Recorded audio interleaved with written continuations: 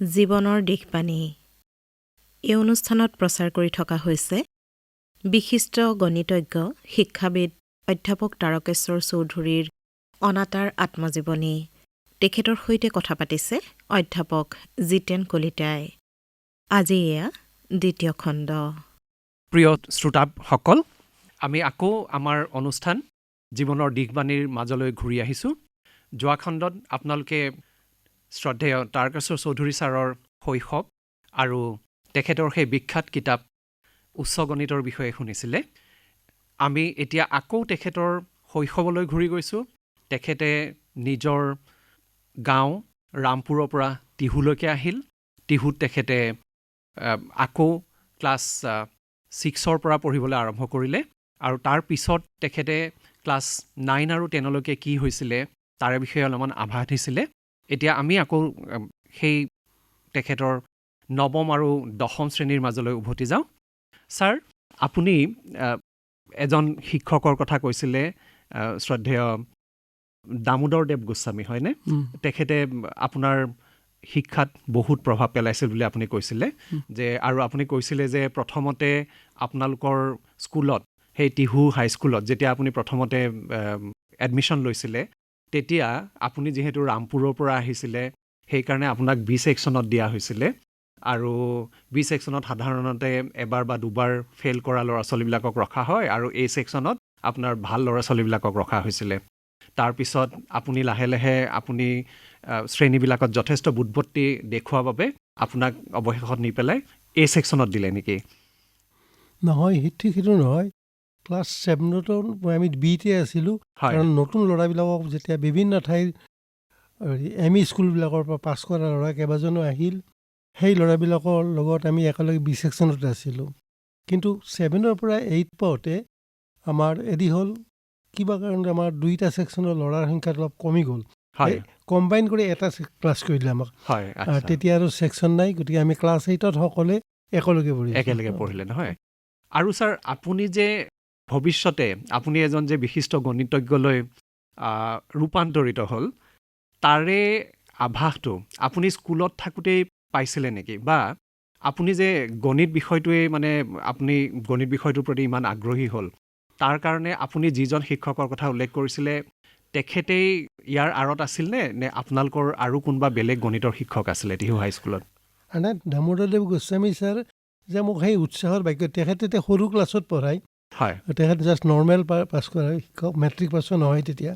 কিন্তু হাইস্কুলত আমি কেইবাজনো শিক্ষক পাইছিলোঁ। এজন আছিল ৰমেশ চন্দ্ৰ গোস্বামী বুলি। তেখেত কিন্তু নহয়, কলা শাখাৰহে আছিল আৰু আৰ্থিক অনাটনৰ কাৰণে খুব সম্ভৱ, আমি নাজানো ঠিক, তেখেতে বি এ পাছ কৰিব পৰা নাছিল। বি এৰ বোধহয় পৰীক্ষাই দিয়া নাছিল।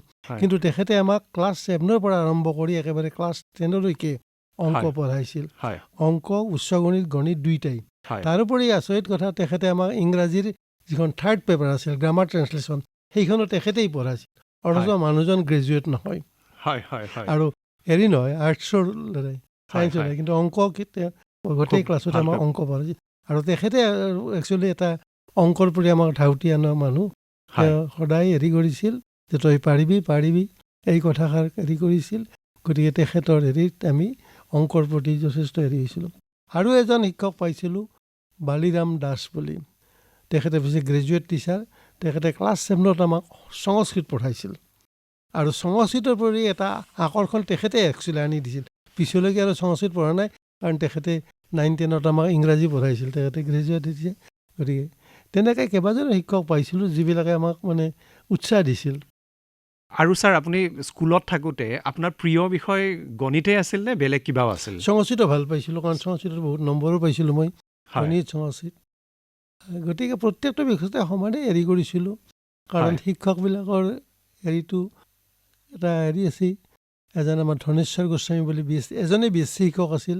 তেখেতে কিন্তু আমাক কেতিয়াও অংক পঢ়োৱা নাছিল। অংকটো এখেতৰ নিজা বস্তু আছিল। তেখেতে বিজ্ঞানটো আমাৰ ক্লাছ 7ৰ পিছত বিজ্ঞান নায়ে। 7-8ত বিজ্ঞান, 9-10ত বিজ্ঞান নাথাকে। তেতিয়া নাছিল নেকি? 9-10ত বিজ্ঞান নাথাকে।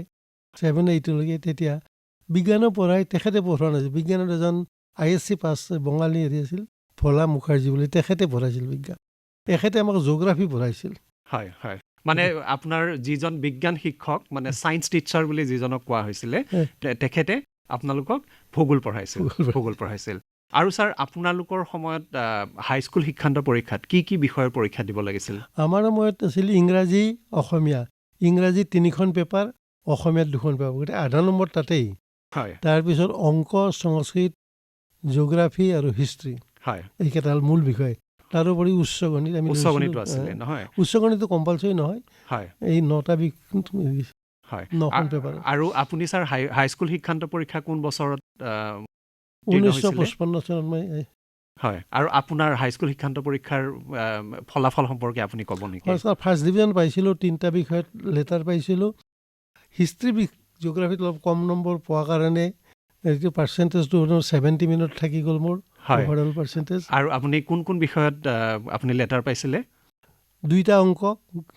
গণিত আৰু উচ্চ গণিত আৰু সংস্কৃত আপোনাৰতো প্ৰিয় বিষয় সংস্কৃত আছিলে হয় আৰু তাৰপিছত যেতিয়া আপুনি হাইস্কুল শিক্ষান্ত পৰীক্ষাত উত্তীৰ্ণ হ'ল 1955 চনত তাৰপিছত আপুনি কটন কলেজলৈ পঢ়িবলৈ আহিছিল নিশ্চয় সেই বিষয়ে অলপমান ক'ব নেকি মেট্ৰিক পাছ কৰাৰ পিছত যেতিয়া ছায়েন্স পঢ়াটো আৰু কোনো কথাই নাই ছায়েন্সেই পঢ়িম ISC এডমিশ্যন ল'লোঁ ISC তেতিয়া কি বিকিল ফিজিক্স কেমেষ্ট্ৰি মেথমেটিক্স থাকিবই তেতিয়া ISCত আৰু এটা বিষয় আছিল উচ্চ গণিত এডিশ্যনেল মেথমেটিক্স আৰু কিছুমান এডিশ্যনেল মেথমেটিক্স লয় আৰু নহ'লে বায়'লজি লয় বায়'লজিৰ প্ৰতি মই ছবি আঁকাত মই খুব বেয়া আছিলোঁ গতিকে বায়'লজিৰ প্ৰতি মোৰ হেৰি নাছিল তাৰোপৰি মোৰ ডাঙৰজন দাদা তেওঁ ডাক্তৰ আছিল তেওঁ কৈছিল তই ডাক্তৰ হ'ব নালাগে দে তই জেনেৰেল হেৰি কৰিবি গতিকে মই বায়'লজি লোৱা নাই এডভান্স মেথমেটিক্সে লৈছিলোঁ আৰু এই ক্ষেত্ৰত মই ৰমেশ গোস্বামী ছাৰ বুলি যিসকল অংক শিক্ষক তেখেতেও এই একে কথাই কৈছিল যে তই বায়'লজি ল'ব নালাগে তই এডিশ্যনেল ল'বি গতিকে এই দুজনৰ এই ক্ষেত্ৰত মই এডিশ্যনেল মেথমেটিক্স লৈছিলোঁ 4th ছাবজেক্ট হিচাপে আৰু তাততো লগ পালোঁ শিৱগোস্বামী ছাৰক হয় হয় আৰু ছাৰ তেতিয়া আপোনালোকৰ যিটো ISC তাৰমানে ইণ্টাৰমিডিয়েট ছায়েন্স সেইটো কিমান বছৰীয়া আছিলে 2 বছৰীয়া তেতিয়া 2 বছৰীয়া আছিলে নেকি কিন্তু আমি শুনিছিলোঁ যে মাজতে সেইটো এবছৰীয়া পিউ হওঁতে এবছৰীয়া হৈছিলে ISC তাতে ISC পঢ়িলে কটন কলেজৰ পৰা আৰু তাতে আপুনি ক'লে যে আপোনাক শিৱপ্ৰসাদ ঘোষ ছাৰে বিশেষভাৱে প্ৰভাৱিত কৰিছিল আৰু আপোনাৰ মানে গণিতৰ প্ৰতি যিটো ধাউতি মই ভাবোঁ যে আপুনি যে এতিয়া ঘোষ ছাৰৰ নাম ল'লে তেখেতেও নিশ্চয় আপোনাক বহুত অনুপ্ৰেৰণা যোগাইছিল তেতিয়া তেখেতেতো অংকৰ হেৰি আৰু মানে তেখেতৰ হয়তো খুব ভাল ৰিজাল্ট 2nd ক্লাছ পোৱা মানুহ কিন্তু অংক কেনেকৈ ভাল পাইছে বোলে শিক্ষা কেনেকৈ ভাল পাইছে আচৰিত তেখেত যেতিয়া ডিপাৰ্টমেণ্টৰ হেড হৈ থাকে তেতিয়া কোনো ক্লাছ কেতিয়াও কেঞ্চেল হ'ব নোৱাৰে তেখেত নিজে যাব আৰু এনেকুৱাও দেখিছিলোঁ আমি যে তেতিয়া 9টা ক্লাছ আছিল সেই 9টা পিৰিয়ডে তেখেত দৰকাৰ হ'লে প্ৰয়োজন সাপেক্ষে 9 বজাৰ পৰা 4:30 বজাত তেখেতে প্ৰত্যেকটো হেৰিতে পিৰিয়ডতে ক্লাছ লৈছিল কেতিয়াও ক্লাছ লৈ ভাগৰি পৰা নাছিল তাৰোপৰি তেখেতৰ ৰবিবাৰ বা আন বন্ধত ল'ৰাবিলাকক 3টা ভাগ কৰি মাতিছিল এটা ভাগ ৰাতিপুৱা 9 বজাৰ পৰা 11মান বজালৈকে এইখিনি ইণ্টাৰমিডিয়েটৰ ল'ৰা তাৰপিছত ডিগ্ৰী পাছ কৰ্চৰ ল'ৰাক মাতে আৰু শেষত 2টামান বজাৰ পৰা BSc অনাৰ্ছৰ ল'ৰাখিনি গতিকে গোটেই দিন তেখেতে ক্লাছেই কৰি থাকে আৰু সেইটো দেখিয়ে আমি আজৰি হৈছিলোঁ যে এজন মানুহে কেনেকৈ এটা বিষয় ভাল পায় বা কেনেকৈ হেৰি কৰিব পাৰে আৰু আমিও তেতিয়া আমি বহুতেই কথা বতৰা হৈছিলোঁ যে ঘোষ ছাৰৰ নিচিনা টিচাৰ হ'ব পাৰিলে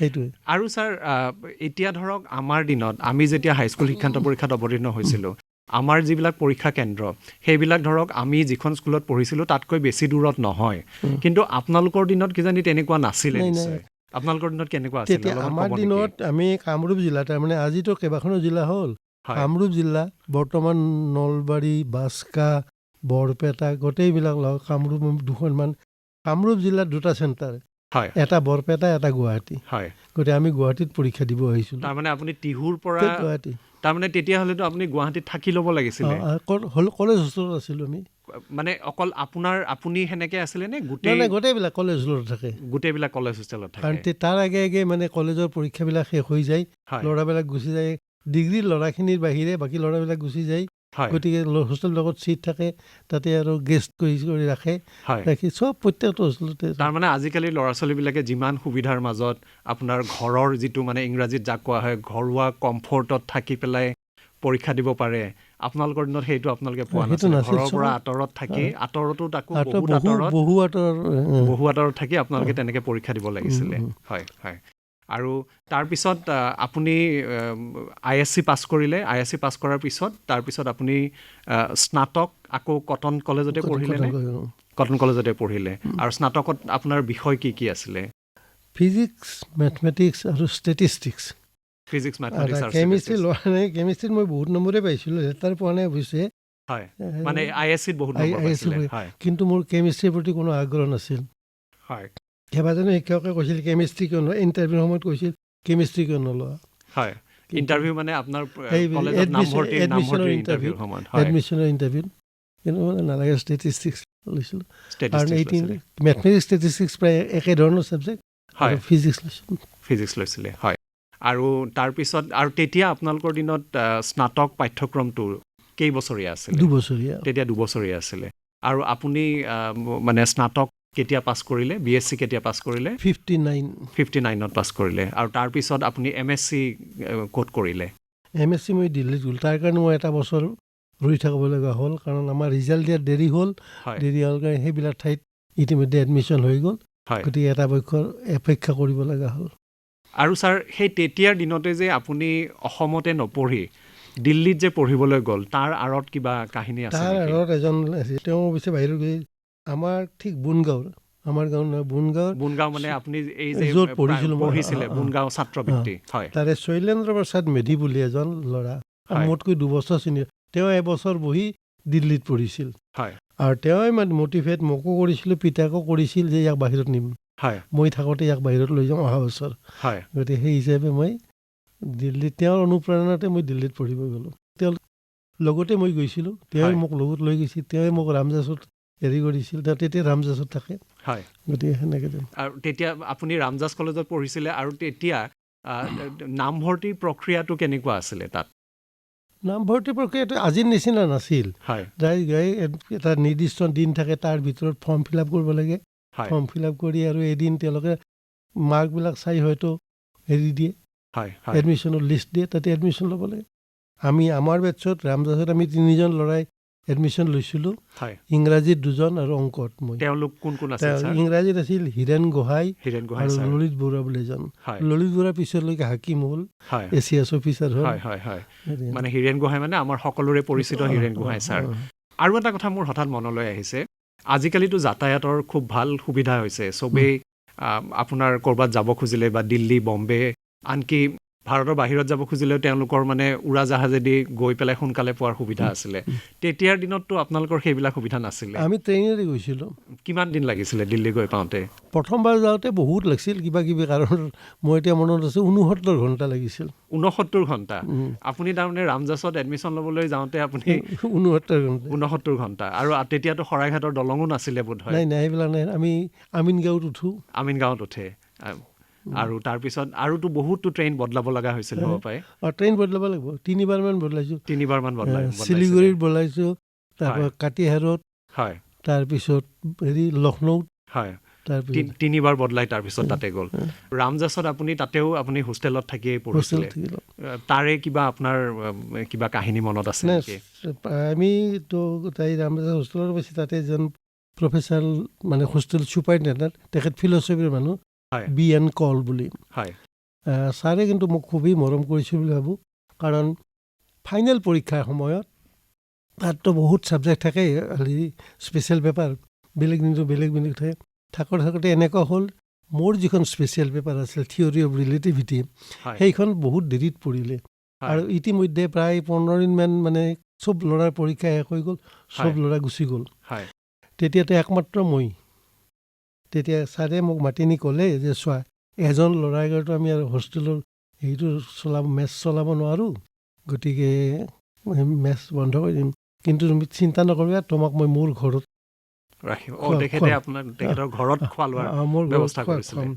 মই অলপ আপত্তি কৰিলোঁ, নাই ছাৰ, এইটো পাৰ হৈ হনচাৰ্জ কলেজ পাৰ হৈ গ'লতো কমলানগৰ, তাতে কমলানগৰ ক'ৰবাত খাম আৰু, নানান হোটেল আছে। তেতিয়া বাইদেৱে ক'লে কি জানা, এতিয়া তাৰমানে তুমি লাজ কৰিবা নহয়, তেতিয়াহ'লে মই তোমাক ৰুমত দি আহিম। বাইদেউ মানে ছাৰৰ সহধৰ্মিনী? বোলে মই তেতিয়া বোলো আৰু বিপদত। মই ক'লো নালাগে, মানে মই ইয়ালৈকে আহিম।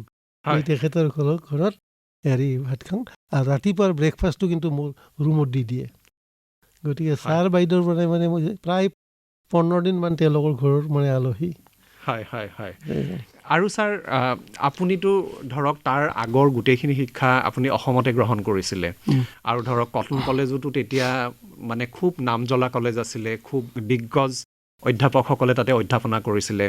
আপুনি যেতিয়া ৰামজাছত আপুনি MSc পঢ়িছিলে আৰু তাৰ আগৰ যিখিনি আপুনি শিক্ষা গ্ৰহণ কৰিলে, আপুনি এই দুয়ো ঠাইৰ শিক্ষাৰ কিবা আপুনি পাৰ্থক্য অনুভৱ কৰিছিলে নেকি?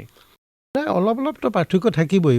অংকৰ ক্ষেত্ৰত অলপ পাৰ্থক্য আছিল, থাকিলেও কিন্তু সেইটোৱে বৰ বেছি অসুবিধা দিয়া নাই। আছিল কিছুমান পাৰ্থক্য।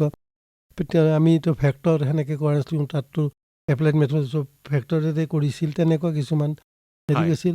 কিন্তু কিছুমান বস্তুত আমি আৰু সহজ পাইছিলোঁ। আমি বিশেষকৈ এনালাইচিছ আমি ইয়াত যিমানখিনি পঢ়িছিলোঁ তাত কৰি তাত কম সেই BSc মানৰ পৰাই আমাক আৰম্ভ কৰিছিল। গতিকে সেই প্ৰফেচাৰবিলাকৰ পৰা আৰু কিছুমান প্ৰফেচাৰৰ পৰা হেৰি পাইছিলোঁ। তাতো মই এজন আমাৰ ৰামজাছ কলেজৰ প্ৰিন্সিপাল যোগেন্দ্ৰ নাথ মিত্ৰা বুলি ছাৰৰ পৰা মই বহুত হেৰি পাইছিলোঁ, মোক মৰমো কৰিছিল।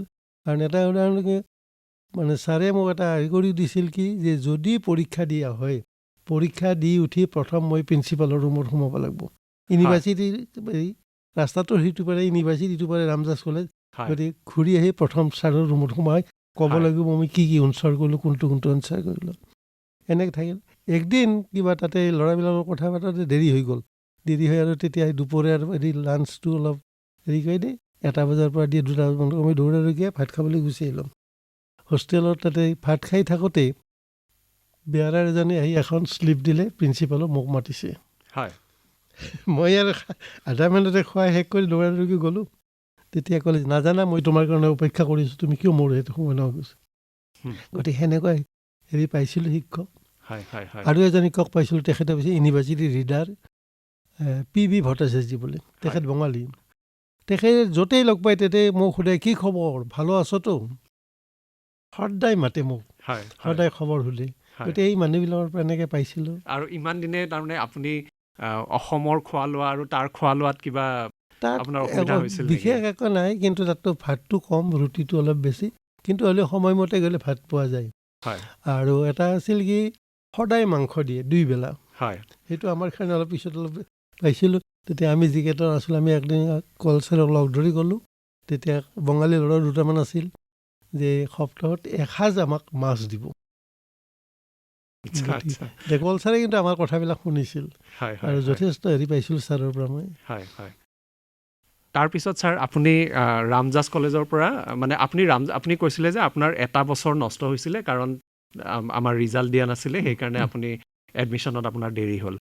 আপুনি তাৰমানে 1960 চনত ৰামজাছ কলেজলৈ পঢ়িবলৈ গৈছিলে আৰু তাৰ পৰা আপুনি, মই অনুমান কৰিছোঁ যে 1962 চনত আপুনি আপোনাৰ স্নাতকোত্তৰ ডিগ্ৰী অৰ্জন কৰিলে, নহয় জানো? আৰু তাৰপিছত আপুনি কি কৰিলে? স্নাতকোত্তৰ পৰীক্ষা দি আপুনি ঘৰলৈ গুচি আহিলে নে? পৰীক্ষা দি ঘৰলৈ গৈছোঁ। তাতে অৱশ্যে এজন হেৰি কৈছিল, MK সিংহল বুলি এজন মেথমেটিক্সৰ প্ৰফেচাৰ, ৰামজাছৰ প্ৰফেচাৰ। তেতিয়া প্ৰথমে সেই PL 480 কিছুমান টিচাৰ্ছৰ হেৰি কৰিছিল, নিয়োগ কৰিছিল, মানে ঠিক ট্ৰেইনিঙৰ নিচিনা। তেতিয়া ছাৰে মোক ক'লে যে ইয়াৰে অসমৰ আহিব 2জন মানুহ, আমি থাকি যাওঁ কেইদিনমান। তেতিয়া আমি ঘৰক অহাৰ ছাৰ মই নাথাকিলোঁ। তাৰপিছত আপুনি গুচি আহিলে? তাৰপিছত গুচি আহি ইয়াতে কি কৰিলে? গুচি আহিটো আৰু বেছি দিন নাই, ঘূৰি অহাৰ ঠিক পিছতেই, কেইদিনমান পিছতে, 4-5 দিন পিছতে এজন মানুহ আহিল সৰ্থেবাৰীৰ পৰা। মানুহজন আমাৰ অঞ্চলত অলপ ভাল, তেওঁৰ হেৰি নাই, ইমেজ নাই, অলপ দস্যু টাইপ বুলি জনাজাত আছিল। তেওঁ মই শুই থাকোঁতে তেওঁক আমাৰ ঘৰৰ সেইটো জানে, যিটো ৰুমত আছোঁ মই তাত খিৰিকীত লক কৰি দিলে। দি মই খিৰিকীখন খুলি তেওঁক দেখা পালোঁ, দেখা পাই অলপ থটমট খালোঁ। আৰু সেইটো ক'লে, উঠা, মই তোমাক নিব আহিছোঁ। আজিকালি যুগ হ'লে ভয়ৰ কথা, যি নহওক মই গ'লে, কিন্তু ইতিমধ্যে পিতা আছিল উল্টা চাইডৰ পৰা খিৰিকী খুলি দেখা পাই ক'ত এই ৰাতিপুৱাই ক'ত আহিছে বুলি তেওঁক মাতি নিলে। মই ভাবিলোঁ ইতিমধ্যে মই উঠি মুখ হাত ধুই যাওঁতে পিতাই ক'লে, যেনেকৈ সৰ্থেবাৰীত এখন ছোৱালী স্কুল পাতিব, এই ছোৱালী স্কুলত ইনস্পেক্টৰে আজি চাব আহিব, যদি এজন science graduate, qualified science graduate দেখা পায় তেতিয়া পাৰ্মিশ্যন দিব, নহ'লে পাৰ্মিশ্যন নিদিয়ে। সেইকাৰণে সৰ্থেবাৰীত আলোচনা কৰি মোক নিব পঠাইছে। সেই অঞ্চলত সেই সময়ত খুব কম ছায়েন্স গ্ৰেজুৱেট, গতিকে তই যা যদি এতিয়া ৰাতিপুৱাই 6 বজাত মই সৰ্থেবাৰী গৈ পাইছোঁ। তাৰমানে আপোনাক তাৰমানে 5 বজা মানতে 5 মান বাজিছে, ভালকৈ পঢ়ৰ নহওঁতে মোক মাতিছে। আৰু সৰ্থেবাৰী আপোনালোকৰ তাৰ পৰা কিমান দূৰ, ৰামপুৰৰ পৰা কিমান দূৰ? 7 কিলোমিটাৰ মান হ'ব। তাৰপিছত আপুনি তালৈ গৈ পেলাই কি হ'ল? তাতে গৈ পালোঁ, তেতিয়া মোৰ আমাৰ লগত BA পাছ কৰা এজন প্ৰফুল্ল ডেকা, তেখেতে তাৰে সেইখন স্কুলৰ ছেক্ৰেটৰী আৰু শিক্ষক। তেওঁ একচুৱেলি হাইস্কুলৰ শিক্ষক, কিন্তু তাতে ৰাতিপুৱা আহে। ছোৱালী হাইস্কুলখনত? ছোৱালী হাইস্কুল আহে। তাত নিজা ঘৰ নাই, ল'ৰা স্কুলতে পাতে। তাত তেওঁক লগ পালোঁ, গতিকে লগ পাই আৰু ক'লে মোক আৰু তেওঁলোকে লিখি হেৰি কৰি দিলে আৰু টিচাৰ্ছ ৰেজিষ্টাৰত নাম চাম লিখি মোক হেৰি কৰিলে। তাৰমানে আপোনাক লগে লগে ঘৰৰ পৰা উঠাই নি আপোনাক শিক্ষক হিচাপে মকৰল কৰি দিলে? অঁ, শিক্ষক হিচাপে নি তাতে ক্লাছ চাছ কৰিব দিলে।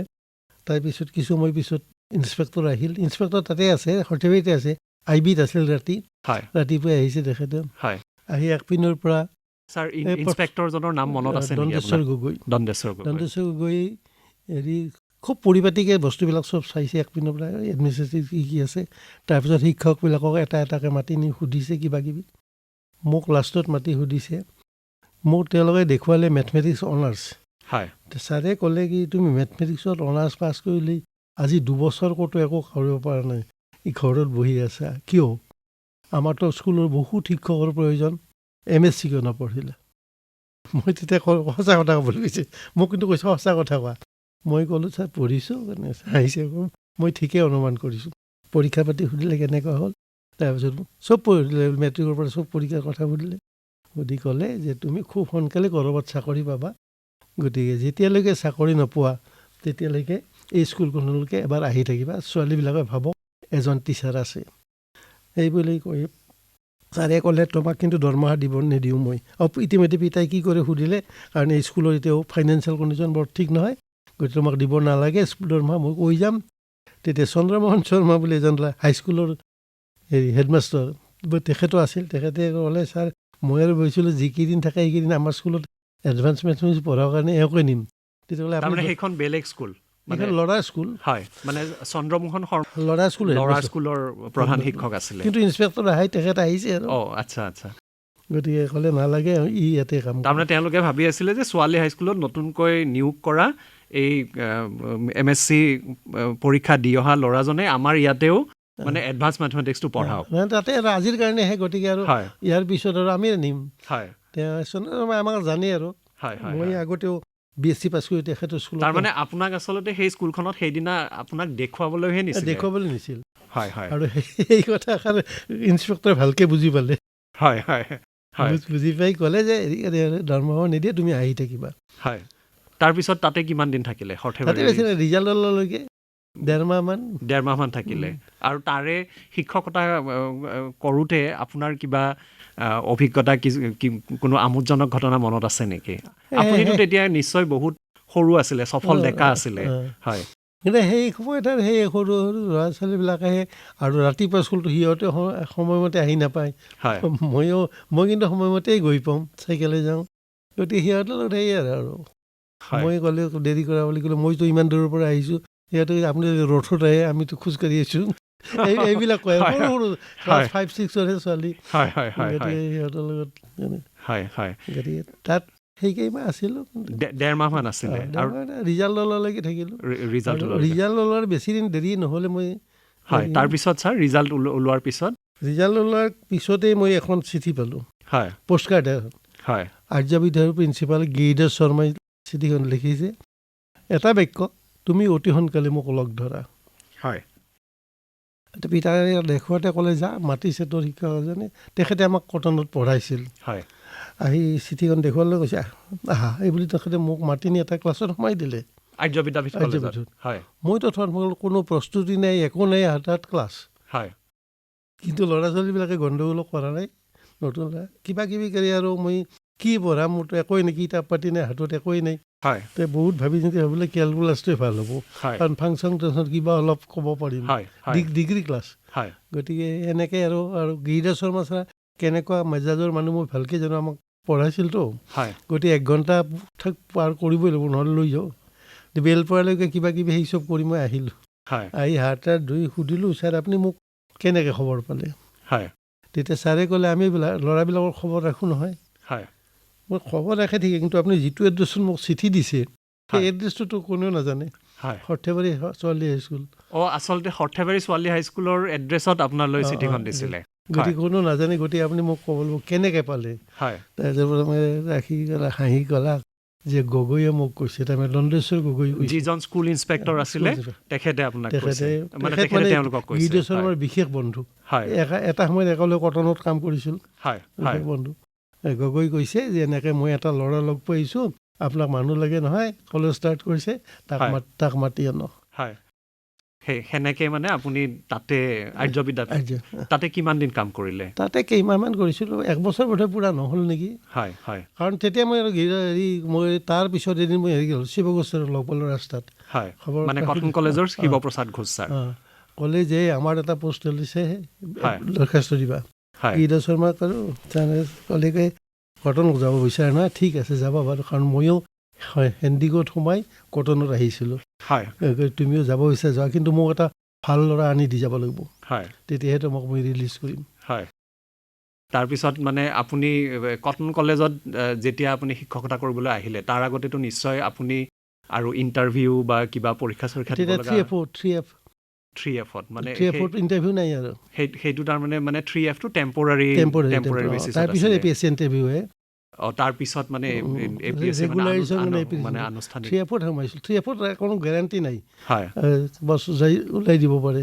হয় হয় হয় হয় গতিকে প্ৰিয় শ্ৰোতাসকল, আপোনালোকে তাৰকেশ্বৰ চৌধুৰী ছাৰৰ স্কুলীয়া জীৱনৰ পৰা কলেজীয়া জীৱন, তাৰপিছত দিল্লী বিশ্ববিদ্যালয়ৰ অন্তৰ্গত ৰামজাছ কলেজত তেখেত কেনেকৈ আহিলে সেই বিষয়ে শুনিলে।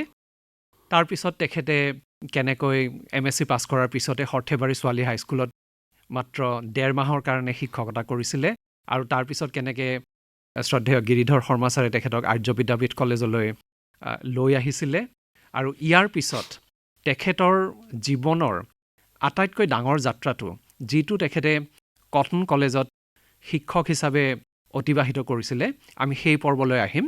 কিন্তু সেই পৰ্বত উপনীত হ'বলৈ আমি আমাৰ এই অনুষ্ঠানটোৰ 3য় খণ্ডলৈ যাব লাগিব। গতিকে 3য় খণ্ডলৈ যোৱাৰ আগলৈকে আমি আপোনালোকৰ পৰা বিদায় মাগিছোঁ। 3য় খণ্ডত আকৌ আপোনালোকক লগ পাম। ধন্যবাদ। ইমান পৰে শ্ৰোতাসকলে বিশিষ্ট গণিতজ্ঞ, শিক্ষাবিদ অধ্যাপক তাৰকেশ্বৰ চৌধুৰীৰ অনাতাঁৰ আত্মজীৱনীৰ 2য় খণ্ড শুনিলে। তেখেতৰ সৈতে কথা পাতিলে অধ্যাপক জিতেন কলিতাই। অনুষ্ঠানটিৰ পৰৱৰ্তী খণ্ড শুনিবলৈ পাব অহা সপ্তাহৰ এই একেটা বাৰৰ এই একেই সময়তে। জীৱনৰ দিশবাণী অনুষ্ঠানটিৰ আজিলৈ ইমানতে অন্ত পৰিল। কৃতাঞ্জলি বৰ্মনৰ সহযোগত অনুষ্ঠানটিৰ প্ৰযোজনা কৰিলে প্ৰবাল কুমাৰ শৰ্মাই।